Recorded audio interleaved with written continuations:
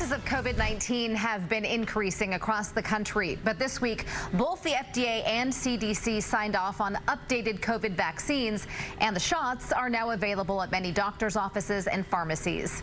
Here to talk about this is Dr. Kristin Mondy, Chief of the Division of Infectious Diseases at UT Austin's Dell Medical School. Dr. Mondy, thanks so much for joining us.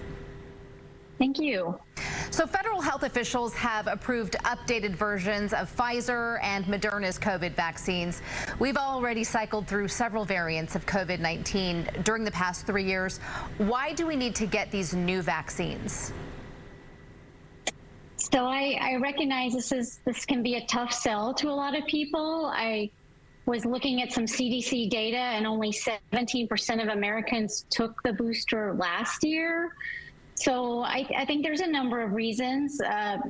First of all, again, the vast majority of people did not get a booster last year. So really, if you're getting 2 years out now from having a vaccine or maybe getting COVID, your immunity could really be waning. And then second of all, you know, especially for people who are vulnerable, and that would be particularly older people over 65, you know, we are really starting to see an uptick in cases nationally and here in Central Texas.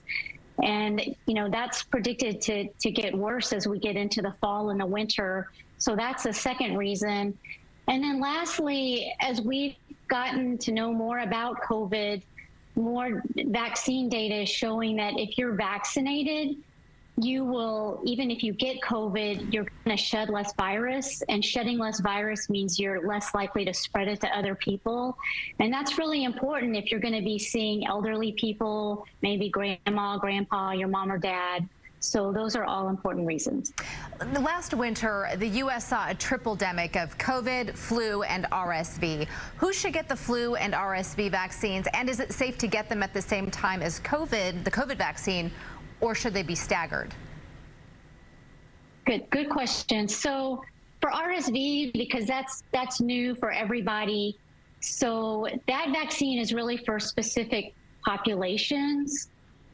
For adults, and I'm an adult infectious disease provider, it's really people that are 60 and older, and especially those 60 and older that might have cardiorespiratory conditions.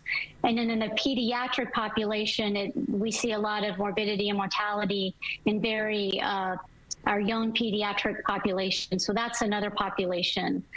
For the influenza vaccine, it really hasn't changed. You know, it's pretty much for everybody, certainly still recommended for all adults. But of course, again, people that have higher risk conditions like cardiorespiratory diseases or immunocompromised, that would be more important. And then you can get the two vaccines together at the same time if you're eligible to also get the RSV vaccine. Okay, good to know. Now, the holidays when people will be gathering are still a few months away. Should we get the vaccines now, or should we hold off a bit? What is the recommendation on that as far as, you know, lasting protection from the vaccine? Right. Well, first of all, since we're already seeing an uptick in COVID, and I know a lot of people that have gotten COVID myself, if you've got COVID, you could wait 3 months. And I think there's some data that people that really are low risk could wait 6 months. Otherwise, for people who are really at the highest risk, like over age 65 or immunocompromised, I would say go ahead and get it now if you haven't, again, recently had COVID in the last few months. And then finally, if you're really low risk, I think it's a little bit controversial. I know anecdotally some friends of mine that are low risk, and they're thinking of maybe waiting for another month or two, because as we get into the winter, the burden of COVID in the community will probably even be higher. But certainly if you are age 65 or especially over age 75, I would not wait. I would get it now. If you're immunocompromised, I would get it now. And for other people, again, just think about your own risk. For instance, say you're going to be in an area with lots of people, maybe a lot of those post-ACL indoor concerts or whatnot. you might want to time the vaccine to get that a couple weeks before those activities where you're around so many people, so you know that your immunity is at the highest. Okay, great advice. Dr. Kristin Mondy, thank you so much for sharing your time and expertise with us tonight. Thank you.